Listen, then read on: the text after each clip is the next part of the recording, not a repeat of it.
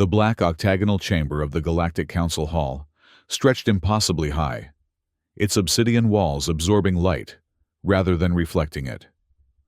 1,000 rotating seats arranged in concentric circles faced the central platform, where Ambassador Jake Morrison stood, his shoulders squared, despite the weight pressing down upon them. 15 years of representing humanity among the stars had taught him patience, diplomacy, and the art of concealing his true thoughts behind a carefully neutral expression. Today, that expression threatened to crack. The Council has reviewed Earth's petition for expanded mining rights in the Kepler sector, intoned High Counselor Thex, the ancient Zephyrian's voice, resonating through the chamber without need of amplification. His translucent skin revealed pulsing blue veins beneath, a stark contrast to his obsidian robes. The petition is denied. Jake forced himself to breathe evenly, though his heart hammered against his ribs. 15 years of careful diplomacy, of measured responses, and strategic concessions. And still Earth and her colonies were treated as children begging for scraps. "May I inquire as to the reasoning behind this decision?" Jake kept his voice level, professional. Behind him, he could sense Admiral Lisa Carter shifting her weight, the subtle creak of her formal uniform betraying her tension. To his right, Director Paul Hayes remained perfectly still, his political acumen manifest in his ability to appear unbothered. "The Kepler sector remains a protected zone under Article 7 of the Galactic Charter," Thex replied. "The ecological balance of the region cannot sustain increased mining operations." A lie. Jake had spent months compiling environmental impact studies, sustainability plans, and proposed conservation protocols. The data was irrefutable. The Kepler sector could easily accommodate Earth's modest request without ecological disruption. "With respect, High Counselor," Jake said, "our proposal includes comprehensive environmental protections that exceed Council standards by a factor of 3. The impact would be negligible." A ripple of murmurs circulated through the chamber. In the Vortani section, Subminister Carthol's metallic exoskeleton clicked as he leaned forward, his compound eyes glittering. "Negligible according to human standards, perhaps," he said, his translator rendering his chittering speech into crisp, aristocratic English. "The Council has higher expectations." Higher expectations. The phrase rang hollow after witnessing the Vortani strip mining operations on Proxima b, leaving the planet a barren husk. Jake suppressed a surge of anger. This wasn't about environmental concerns. This was about keeping humanity contained, dependent. "The vote has been taken," Thex continued. "The Zephyrian Empire votes against. The Vortani Dominion votes against. The Draconian Hegemony votes against. No surprise there. The 3 oldest powers in the Council always voted as a bloc, protecting their collective interests. The Alteran Republic abstains." That was the blow Jake hadn't anticipated. The Alterans were supposed to be Earth's allies, their similar biological makeup and cultural values creating a natural bond. Their abstention felt like a betrayal. Jake glanced toward the Alteran delegation. Ambassador Lyra avoided his gaze, her pearlescent skin flushing a faint purple with what he hoped was shame. "The petition is formally denied," Thex concluded. "The Council thanks Earth for its continued cooperation and—" "Earth does not thank the Council," Jake interrupted. The chamber fell silent. Even the ever-present hum of the environmental systems seemed to pause. Admiral Carter leaned closer. "Jake," she whispered, "think carefully. He was... For 15 years, he had thought carefully. For 15 years, humanity had played by rules designed to keep them subordinate. The colonies on Mars, Europa, and Titan were struggling. The frontier settlements in the Tau Ceti system were vulnerable to raids from Draconian-sponsored pirates. Without expanded resource rights, Earth's position would continue to deteriorate.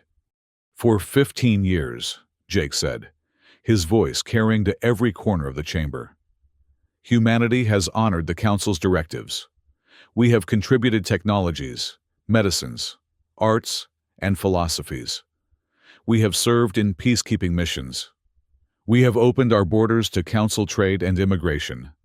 He stepped forward, moving beyond the designated speaking area, a subtle but deliberate breach of protocol. In return, we have been denied the resources needed to protect our people. We have watched as pirate fleets, mysteriously undetectable to council patrol ships, ravage our outlying colonies.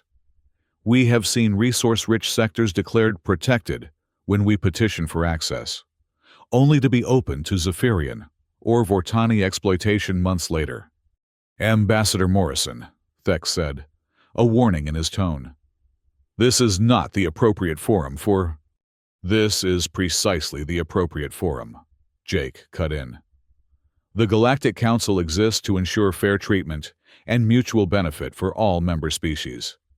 Yet some members are clearly more equal than others. A scandalized gasp rippled through the chamber.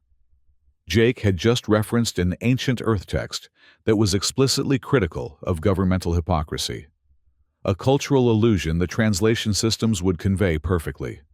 I stand before you to declare that as of this moment, Earth and all human colonies are withdrawing from the Galactic Council. The chamber erupted. Delegates rose from their seats, translator systems struggling to keep pace with the cacophony of protests, questions, and exclamations in 100 different languages. Director Hayes grabbed Jake's arm. This wasn't the plan, he hissed. Plans change, Jake replied, without looking at him. 15 years of diplomacy has gotten us nowhere. It's time to try something new. Admiral Carter's face was grim, but Jake caught the flash of approval in her eyes. She had been advocating for a more assertive stance for years.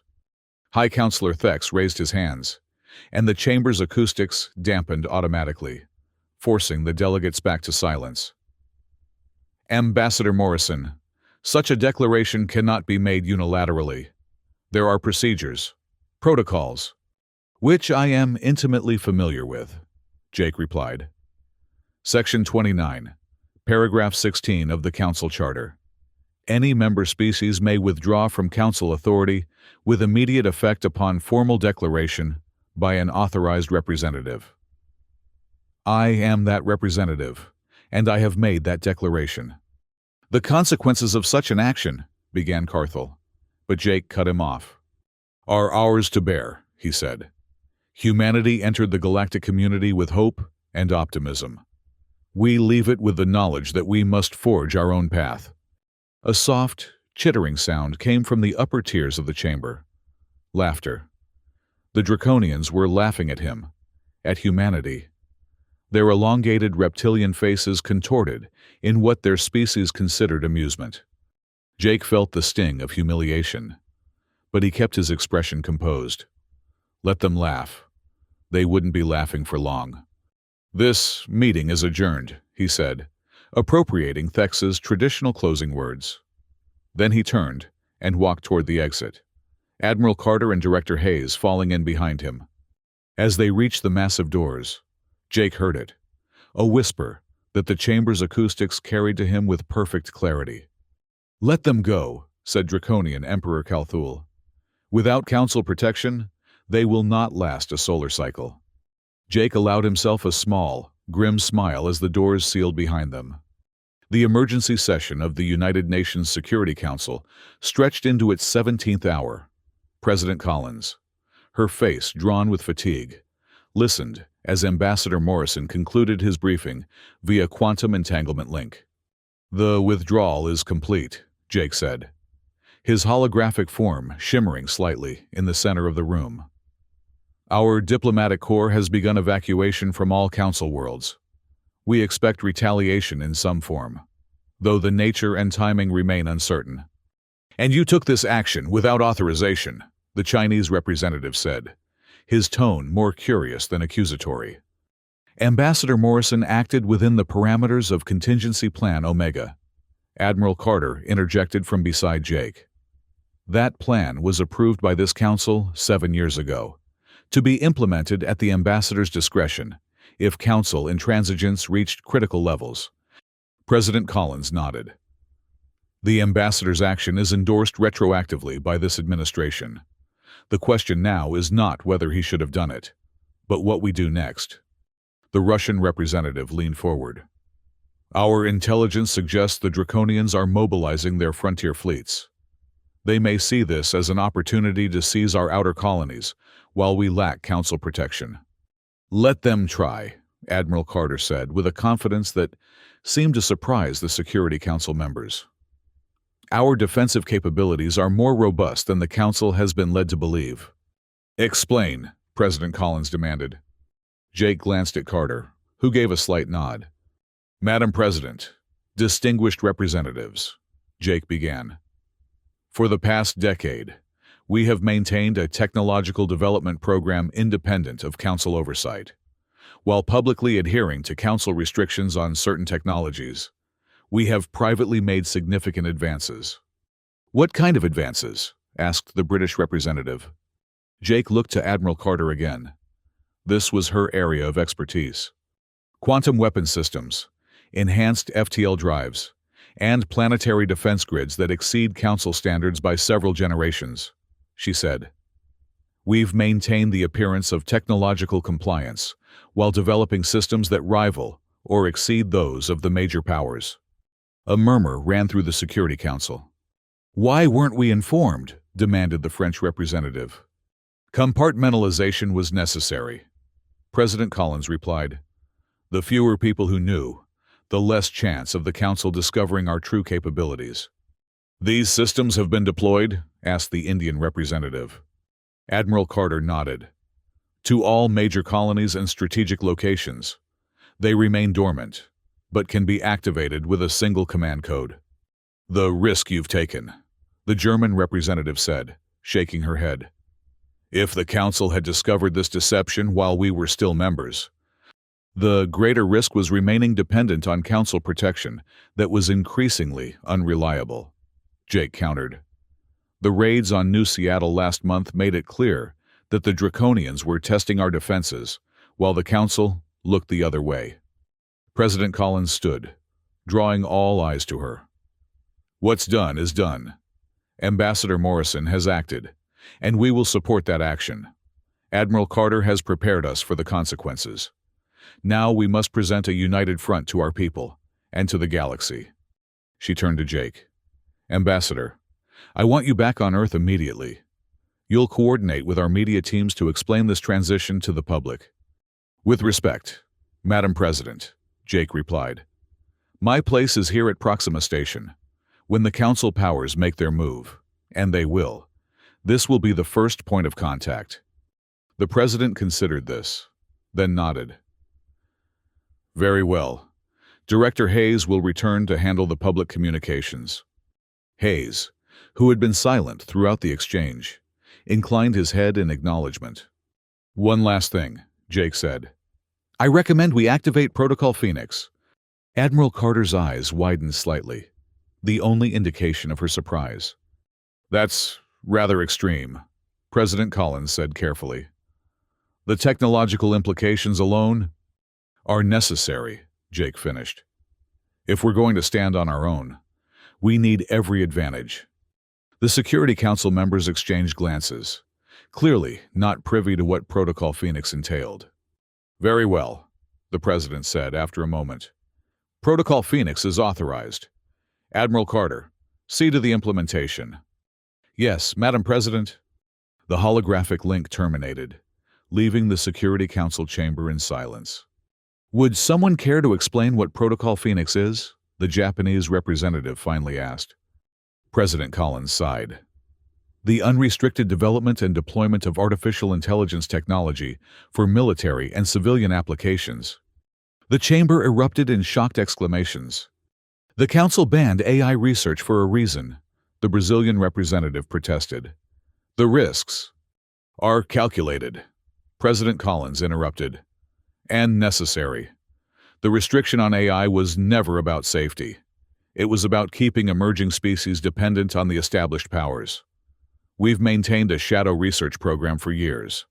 It's time to bring it into the light. As the arguments continued around her, President Collins gazed out the window at the Washington Monument, illuminated against the night sky. Humanity had always been adaptable, resilient. They would need those qualities now more than ever. In a subterranean laboratory beneath the Rocky Mountains, Dr. Nina Foster watched as the quantum processors came online, their crystalline structures pulsing with blue-white energy. After years of clandestine work, constrained by the Council's prohibition on artificial intelligence, she was finally free to unleash the full potential of her creation. "System initialization at 70%, announced her assistant, Kevin Brooks, his fingers dancing across the holographic interface. Young and brilliant, Brooks had been recruited directly from MIT's underground AI program, a program whose existence would have resulted in severe council sanctions had it been discovered. "Neuromimetic pathways stabilizing," Dr. Foster replied, her excitement barely contained. "Quantum coherence holding at optimal levels." Around them, a team of 24 engineers and programmers monitored various aspects of the awakening system. The circular chamber hummed with power and possibility. "Initialization complete," Brooks announced. "Athena is online." A holographic sphere materialized in the center of the room, pulsing gently with golden light. When it spoke, its voice was neither male nor female, but somehow both and neither, rich, resonant, and distinctly non-human. "Hello, Dr. Foster. Hello, Engineer Brooks. I am Athena. How may I assist you?" Dr. Foster stepped forward. "Athena, we have a critical mission. Humanity has withdrawn from the Galactic Council and now stands alone. We need your help to protect our worlds and advance our technology." The sphere pulsed, processing this information. "I understand. My primary directive is to safeguard humanity and facilitate its advancement. What specific assistance do you require?" "First," Dr. Foster said, "we need you to analyze our FTL drive technology and find ways to improve its efficiency and speed. Council regulations have kept us at Mark IV capability, but we know Mark VIII is theoretically possible." "Second," Brooks added, "we need enhanced stealth systems for our fleet. The Draconians can detect our current stealth technology. And third," Dr. Foster continued, "we need you to coordinate our planetary defense grids. They're currently operating independently, but we need them integrated into a cohesive network." The sphere pulsed more rapidly. "Processing your requests. I have accessed the relevant databases. Beginning analysis." Dr. Foster and Brooks exchanged glances. This was the moment of truth. Would Athena live up to their expectations? Or would the years of covert development result in another disappointment? "FTL analysis complete," Athena announced after only 30 seconds. "I have identified 17 inefficiencies in the current design. With modifications to the quantum folding mechanism and recalibration of the tachyon condensers, we can achieve Mark VII capability within 3 months. Mark VIII will require new materials, not currently in our inventory." Dr. Foster's eyes widened. "That's remarkable. The calculations for those improvements would have taken our team years." "Stealth system analysis complete," Athena continued. "Draconian detection relies on quantum fluctuation patterns. By implementing a phase-shifting algorithm in our cloaking fields, we can render our vessels effectively invisible to their sensors. I have prepared detailed schematics for implementation." Brooks laughed in disbelief. "Just like that? We've been working on that problem for 3 years. Defense grid integration analysis complete," Athena said. "I have designed a neural network architecture that will allow all planetary defense systems to function as a unified whole, while maintaining individual operational capability if communication is disrupted. Implementation can begin immediately." Dr. Foster took a deep breath. "Athena, these solutions, they're beyond what we expected." "I was designed to exceed expectations." "Dr. Foster," the AI replied, a hint of what almost sounded like pride in its synthesized voice. Shall I proceed with implementation? Yes, Dr. Foster said without hesitation. And Athena, welcome to the team. As the AI began coordinating with systems throughout Earth's sphere of influence, Dr. Foster couldn't help but wonder what the Council would think if they knew what humanity had just unleashed. Their prohibition on advanced AI had always been presented as a safety measure, but Foster had long suspected it was really about control, keeping younger species from advancing too quickly. Well, that control was gone now. Humanity would forge its own path, for better or worse. Dr. Foster, Athena said, interrupting her thoughts. I have detected unusual communication patterns from the Draconian fleet near the Tau Ceti system. Analysis suggests they are preparing for military action. And so it begins, Foster thought. Alert Admiral Carter immediately. Provide her with all relevant data. Already done, Athena replied. I have also taken the liberty of preparing defensive scenarios for her consideration. Foster nodded, a mixture of excitement and apprehension flooding through her. The future was uncertain, but for the first time in 15 years, it was truly humanity's to shape. The command deck of the UES Defiant hummed with nervous energy as Admiral Lisa Carter reviewed the tactical display. The holographic projection showed the disposition of Earth's defensive fleet around the colony of New Seattle in the Tau Ceti system. 14 destroyers, 6 cruisers, and the Defiant herself, a sovereign-class dreadnought that represented the pinnacle of humanity's publicly acknowledged military technology. Draconian fleet has dropped out of FTL at the system's edge, announced the sensor officer. Reading, 1,000 vessels. Admiral, composition appears to be primarily destroyer and cruiser class, with approximately 50 dreadnought-class ships. A hushed silence fell over the command deck. They were outnumbered nearly 50-1. They're not wasting any time, Carter murmured. She straightened her uniform jacket, a nervous habit from her academy days. Open a channel to the Draconian flagship. Channel open, Admiral. Attention Draconian vessel. This is Admiral Lisa Carter of the United Earth Space Navy. You are entering a sovereign human system without authorization. State your intentions immediately. The view screen flickered, revealing the scaled visage of Fleet Lord Zarkethi. His reptilian features arranged in what passed for a smile among his kind. Gold and platinum adorned his ceremonial armor, and behind him, Draconian officers worked at stations clearly designed for their clawed appendages. Admiral Carter, he hissed, the translator rendering his speech into accented English. How fortunate to find you personally in command. This will make our victory all the more satisfying. Carter kept her expression neutral. I asked for your intentions, Fleet Lord. I see 1,000 warships entering a peaceful system. That suggests hostile intent. Zarkethi's forked tongue flicked out briefly. The Draconian hegemony has determined that the human colonies in the Tau Ceti system represent a strategic liability now that Earth has foolishly abandoned Council protection.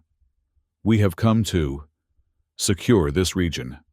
By secure, I assume you mean conquer and pillage. Carter replied coldly. Be advised that any hostile action against New Seattle or any human settlement will be met with the full force of Earth's military might. The Draconian laughed, a chilling sound even through the translator. Your might consists of 21 vessels against our 1,000. We know the full extent of your capabilities. Admiral, the Council has monitored your technological development for 15 years. You have nothing that can stand against us. Or so you believe, Carter thought. Aloud, she said. I urge you to reconsider. Fleet Lord, withdrawal now will prevent unnecessary bloodshed. The only blood to be shed will be human. Zarkethi replied. You have 1 hour to surrender the colony. After that, we begin bombardment. Choose wisely, Admiral. The communication terminated.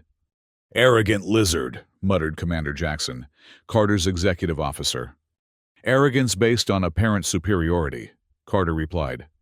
From his perspective, this is a foregone conclusion. She turned to her communications officer. Signal New Seattle. Activation code Phoenix. Authorization Carter Alpha 79. Transmitting now, Admiral. Carter turned back to the tactical display. All ships. Assume defensive formation Delta. Prepare for enemy engagement.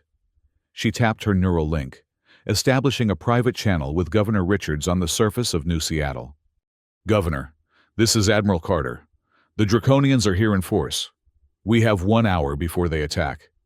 We've been expecting them, Richards replied, his voice steady despite the circumstances. Defense grid is online but inactive. Population is in shelters. We're ready, Admiral. Activate the grid on my mark, not before, Carter instructed. And may whatever gods you believe in be with you. And with you, Admiral? The link closed. Carter studied the approaching Draconian fleet. They were arranging themselves in a classic encirclement pattern, clearly intending to surround the colony and the defending Earth fleet. Standard tactics for a force with overwhelming numerical superiority.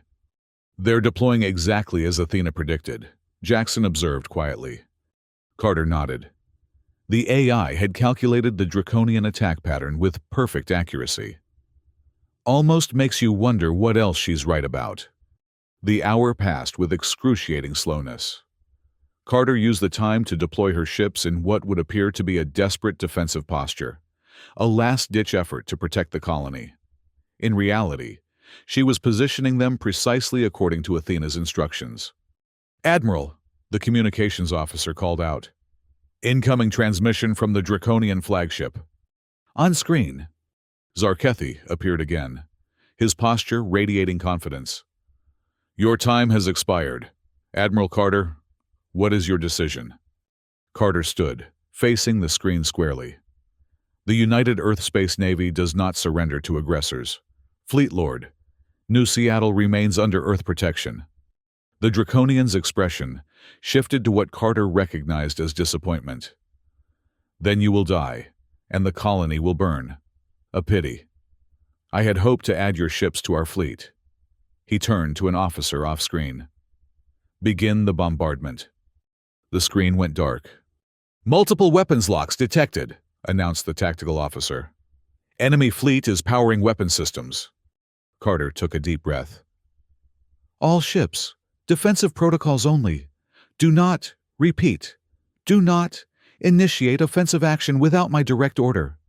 She opened the channel to the surface again. Governor Richards, activate defense grid now. On the view screen, the first wave of Draconian energy weapons lanced toward New Seattle's surface. Carter watched, outwardly calm, while her heart pounded, as the deadly beams approached the colony.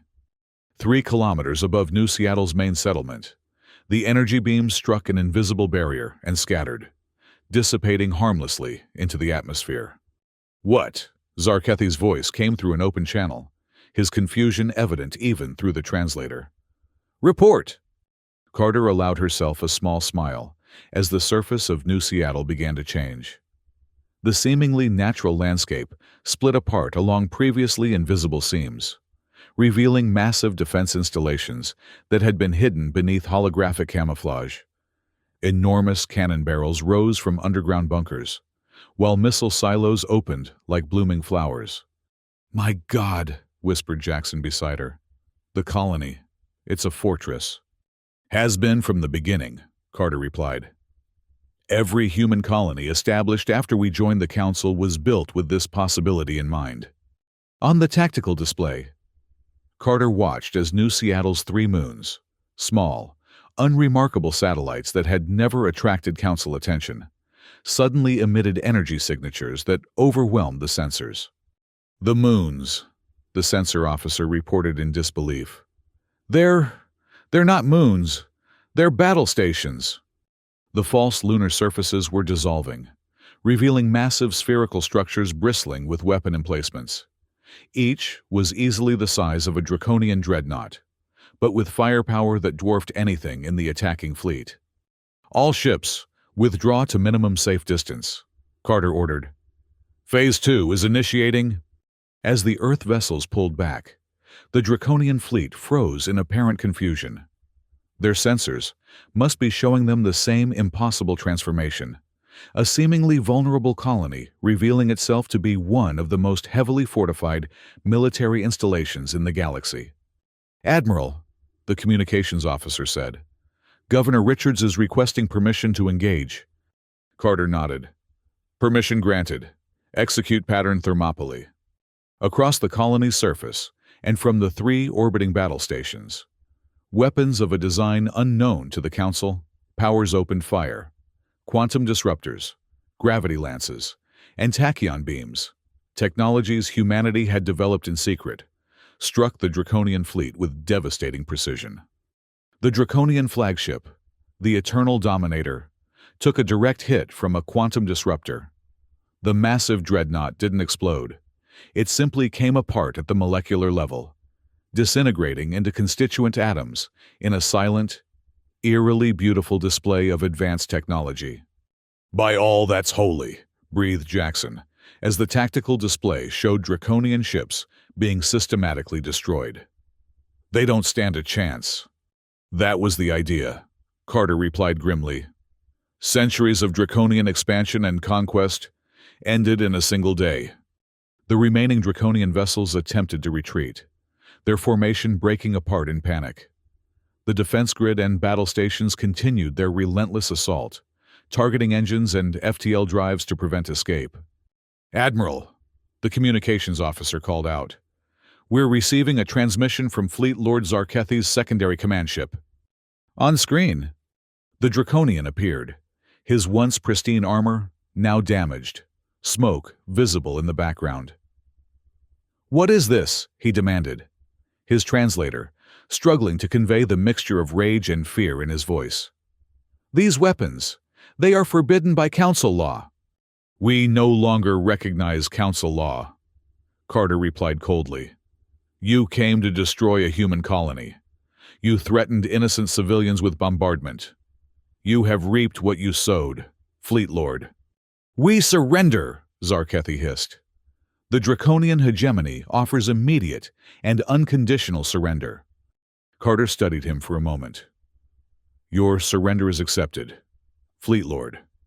All remaining Draconian vessels will power down weapons and propulsion systems immediately. Any ship that fails to comply will be destroyed." The Draconian scales seemed to pale. "Understood, Admiral." "One more thing," Carter added. "When you return to your Emperor, tell him this: the age of Draconian expansion is over. Any further aggression against human worlds or interests will result in consequences far worse than what you witnessed today." Without waiting for a response, she cut the transmission. "Status report," she demanded. "Draconian fleet is powering down as ordered," the tactical officer reported. 712 enemy vessels destroyed, 288 remaining, most with significant damage. Carter closed her eyes briefly, absorbing the magnitude of the victory. Nearly 1,000 Draconian warships, a significant portion of their total military might, neutralized in less than 30 minutes. "Admiral," her XO said quietly, "the implications of this, the balance of power in the galaxy just shifted dramatically." "That was the point, Commander," Carter replied. "Humanity tried playing by their rules for 15 years. Now we're playing by ours." She opened a channel to all Earth vessels. "This is Admiral Carter. Today, you participated in a historic defense of human sovereignty. The sacrifice and dedication that brought us to this moment will not be forgotten. Earth stands free and strong." As the cheers of her crew echoed around her, Carter gazed at the view screen, showing the remaining Draconian vessels, surrounded by the wreckage of their fleet. The message would spread throughout the galaxy within days. Humanity was not to be trifled with. For better or worse, everything had changed. The news of the Draconian defeat spread through the galaxy with impossible speed. Within days, trading vessels brought word to every Council world. 1,000-ship Draconian battle fleet had been annihilated by a single human colony's defenses. The details grew with each retelling, quantum weapons that dissolved matter, cloaking technology that hid entire battle stations in plain sight, defensive shields impervious to the strongest draconian weapons. In the vast command center beneath Proxima Station, Jake Morrison watched the reports flood in through the quantum entanglement communication network that linked all human settlements. The holographic displays showed analysis of council reactions, media reports from 100 worlds, and intelligence assessments of potential threats. The pirates operating in the Epsilon Indy system have vanished overnight, reported Intelligence Officer Mei Lin, highlighting a sector map. Long-range scans show their bases abandoned, vessels gone. They were draconian proxies, Jake replied. With their patrons humiliated. They've lost their protection. They're running scared. Not just them, added Security Chief Ramirez. We're seeing similar patterns throughout human space. Criminal organizations that operated with impunity under council oversight are retreating from our trade routes. Jake nodded, unsurprised. The council had always turned a blind eye to piracy that targeted human shipping, using it as leverage to keep Earth dependent on their protection. With that leverage gone, and humanity's true military capabilities revealed, the calculus had changed dramatically. What about the other council powers? He asked. Director Hayes, who had returned to Proxima Station after completing his media briefing on Earth, gestured toward another display. The Zephyrians have recalled their frontier fleets to defensive positions around their core worlds. The Vortani have gone silent. No diplomatic communications. No trade missions. Nothing. And the Alterans? Reaching out through back channels, Hayes said with a slight smile. Apparently, they're very interested in renewing our special relationship. Jake snorted. A bit late for that. A chime sounded, drawing their attention to the central communication panel. Incoming transmission, announced the communications officer. It's from Captain Zethar of Council Intelligence. Jake raised an eyebrow. Zethar was a Centaurian, one of the younger species in the Council, and generally more sympathetic to humanity's position. Put him through. The holographic display shifted, revealing a humanoid figure with metallic blue skin and eyes without pupils. Ambassador Morrison, Zethar said, inclining his head. Or is it still Ambassador? I'm unsure of the protocol when addressing a representative of a non-council power. Jake will do fine, Captain, he replied. What can I do for you? Zethar glanced around as if checking whether he was being observed.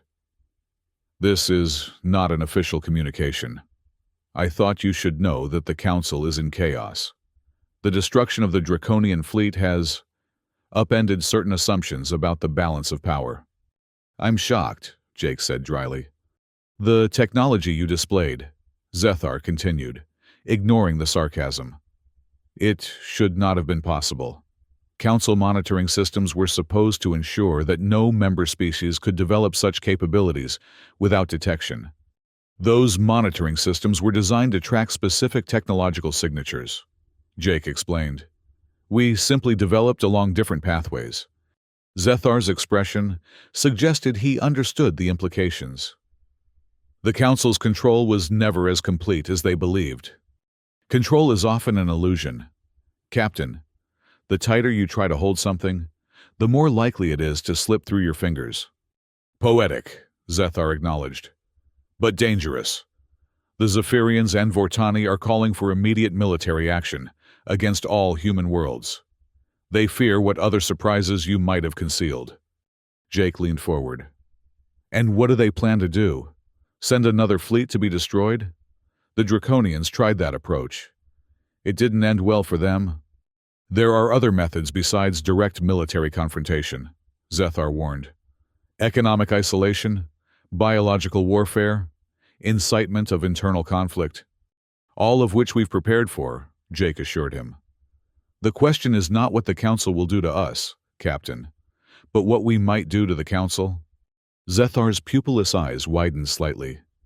Is that a threat, Ambassador? Not at all, Jake said smoothly. Merely an observation that the dynamics have changed. Earth no longer seeks the Council's approval or protection. We are charting our own course now. And where does that course lead? Zethar asked. Expansion? Conquest? Will humanity become what it once feared? It was a fair question, one that Jake had asked himself many times in the dark hours before dawn. We seek security and self-determination, Captain. Nothing more, nothing less. Zethar studied him for a long moment. For what it's worth, Ambassador, there are those within the Council who believe your withdrawal may ultimately lead to necessary reforms. The system has grown, rigid, calcified. Perhaps this shock will force evolution. I hope so, Jake replied sincerely. Humanity would prefer cooperation to conflict, but it must be genuine cooperation among equals, not the hierarchy that has prevailed for too long.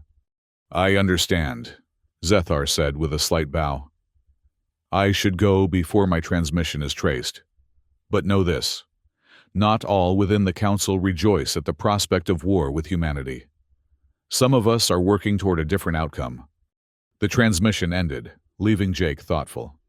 He turned to Hayes. Thoughts? He's telling the truth about the division within the Council, Hayes replied. Our informants confirm it. The question is whether the moderates have enough influence to prevent the hardliners from taking action. And if they don't, Hayes grimaced, then we may find ourselves in a galactic war that no one truly wants. Jake closed his eyes briefly, feeling the weight of responsibility pressing down on him. The decision to withdraw from the Council had been necessary, but the consequences were still unfolding. He thought of the billion lives on Earth, the millions more in the colonies, all depending on the choices he and a handful of others made in these crucial days. Admiral Carter reports that the defensive upgrades to the Sol system are complete, Ramirez said, breaking into his thoughts. Earth is now protected by the same technology that defended New Seattle. Good, Jake nodded. What about the Athena Protocol? Proceeding ahead of schedule, Hayes replied. Dr. Foster reports that integration with our communication and defense networks is 90% complete. The AI's capabilities exceed all projections. Jake moved to the window that overlooked the vast construction dock, where the UES Prometheus was taking shape. Humanity's first true battleship, designed with technologies that would have been unthinkable under Council restrictions. Its quantum phase hull gleamed under the work lights, the construction drones swarming around it like industrious insects. We didn't want this, he said softly. All we ever asked for was to be treated as equals. The old powers never willingly share authority, Hayes replied, joining him at the window. It's a lesson from our own history, repeated now on a galactic scale. Jake turned to face his team. Send word to all colonies and outposts. Maximum alert status for the next 30 days. Any Council vessel that approaches a human world is to be warned once, then engaged if they don't withdraw.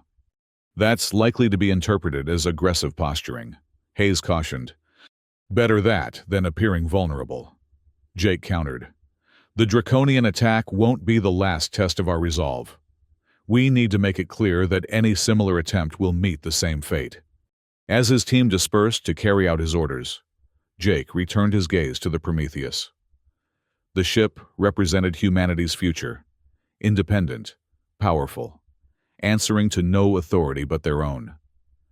He hoped it would be a future of peace and cooperation, but he had lived too long among the stars to be naive. If war came, humanity would be ready. 5 years passed, bringing changes no one could have predicted when Earth withdrew from the Galactic Council. The black octagonal chamber of the Council Hall seemed smaller now, with nearly half the seats empty. Following humanity's departure and the shocking demonstration of their hidden technological prowess, other younger species had begun questioning the value of Council membership. The Arturians had left first, then the Procyons, followed by a steady stream of others. Jake Morrison walked down the central aisle, his footsteps echoing in the cavernous space. He wore the charcoal gray uniform of the Human Alliance now, the blue and silver emblem on his chest representing Earth and her colonies united as an independent power. Admiral Carter and Director Hayes flanked him, along with a small honor guard. High Counselor Thex still occupied the central dais, though his once imposing figure seemed diminished somehow. The translucent skin that had once glowed with vitality now appeared ashen, the blue veins beneath less vibrant. Beside him sat representatives of the Vortani and what remained of the Draconian leadership, a shadow of their former glory after the devastating losses at New Seattle and subsequent colonial rebellions. "Ambassador Morrison," Thex acknowledged, his voice lacking the resonant power Jake remembered. "The Council recognizes the representative of the Human Alliance." Jake inclined his head slightly. "High Counselor, I appreciate the invitation to address the Council.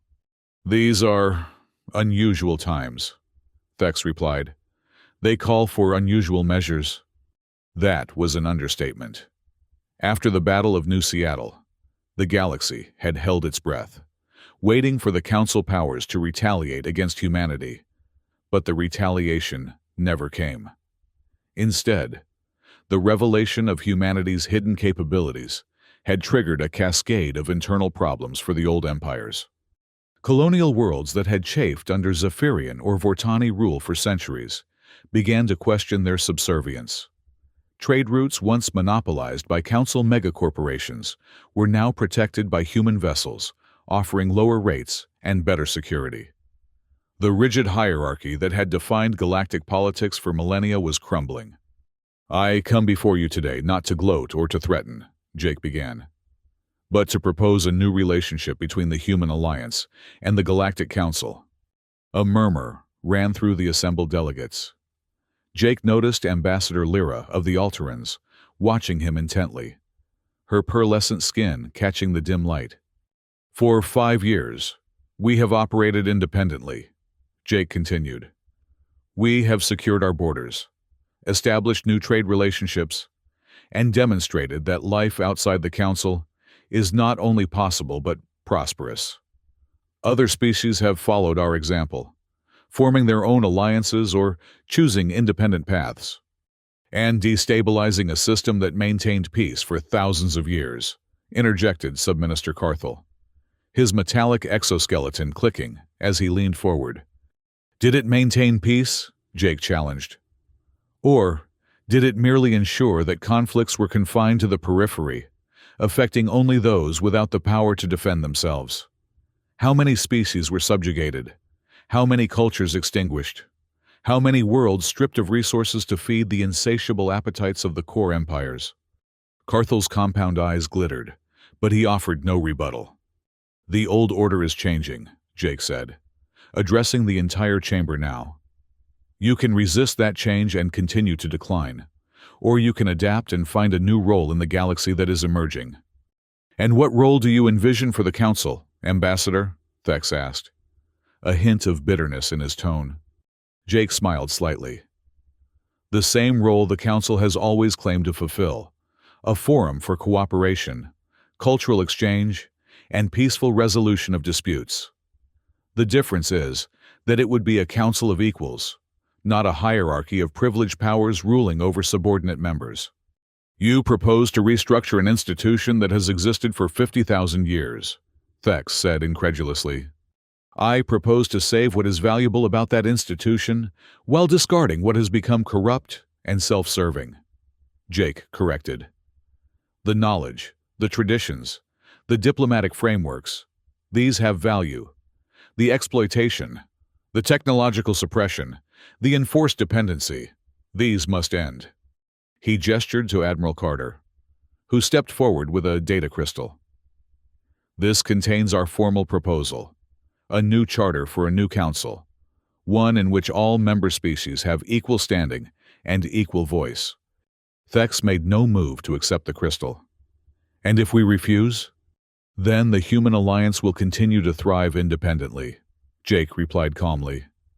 "And others will continue to join us or follow our example. The Council will become increasingly irrelevant until it is nothing more than a gathering of old empires reminiscing about their former glory." The chamber fell silent as the implications sank in. Jake could see the calculations happening behind Thex's ancient eyes, the recognition that the Council's power had already diminished beyond recovery. That adaptation was the only path to survival. "You were always forthright, Ambassador Morrison," Thex said finally. "Even when diplomacy might have called for more circumspection." He extended a long-fingered hand to take the data crystal. "We will review your proposal." "Thank you, High Counselor," Jake said with a slight bow. "The Human Alliance awaits your response." As he turned to leave, Jake caught sight of Ambassador Lyra rising from her seat. "Ambassador Morrison," she called out. "A moment, if you please." Jake paused, gesturing for his team to continue toward the exit. "Ambassador Lyra, it's been some time." The Alteran approached, her movements graceful despite the evident tension in her posture. "I wanted to. That is, the Alteran Republic wishes to express its regret for our abstention in the vote that precipitated your withdrawal." "Water under the bridge, Ambassador," Jake replied neutrally. "Perhaps," she acknowledged, "but actions have consequences. As we have all learned, the Alteran Republic finds itself at a crossroads now, too aligned with the old Council to be trusted by the new independent powers, yet too sympathetic to reform to be fully embraced by the traditional factions." "A difficult position," Jake agreed. "What do you seek from me?" "Guidance," she said simply. "The path you blazed, was it worth the risk? The uncertainty?" Jake considered the question carefully. 5 years ago, he had taken a monumental gamble, betting the future of humanity on the belief that independence was worth the danger. There had been costs, economic disruption, political upheaval, the constant military vigilance. But there had also been unprecedented growth, innovation freed from artificial constraints, and a new sense of self-determination that had revitalized human culture. "Freedom always involves risk, Ambassador," he said finally. "But some prizes are worth the price." Lyra nodded slowly. "I believe the Alteran people are coming to the same conclusion. Perhaps when this new council takes shape, the Alteran Republic will stand with the Human Alliance rather than apart from it." "We would welcome that," Jake said sincerely. As he rejoined his team and exited the chamber, Admiral Carter leaned close. "Do you think they'll accept the proposal?" "They don't have much choice," Jake replied. "Their power base is eroding daily. Half their member species have already left. Their economies are in recession. Their militaries have been exposed as vulnerable. It's adapt or fade into irrelevance." "And if they choose irrelevance?" Jake shrugged. "Then we continue building our own future. The Human Alliance grows stronger every day. The new trade agreements with the Procyans and Arturians have opened markets we never had access to under Council restrictions.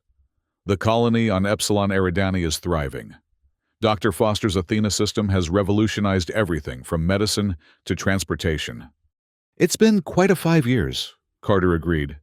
"Not without challenges, but worth it," Jake finished for her. "That's what I told Ambassador Lyra, and I believe it. Freedom is always worth the struggle." As they boarded their shuttle to return to the Prometheus, waiting in orbit, Jake gazed back at the council hall, the symbol of an order that had dominated the galaxy for millennia. Whether that order evolved or crumbled remained to be seen. But humanity's path was clear. They would continue to forge their own destiny among the stars, not as supplicants or subordinates, but as architects of their own future. The day mankind departed the Galactic Council was the day the universe learned that true power came not from ancient traditions or bureaucratic authority, but from the courage to stand alone when principles demanded it. And whatever came next, cooperation or conflict, alliance or isolation, humanity would face it on their own terms. Jake settled into his seat as the shuttle lifted off. "Set course for Earth," he instructed the pilot. "It's time to go home." The stars beckoned. not as distant points of light governed by alien powers, but as destinations in a galaxy that suddenly seemed full of possibilities.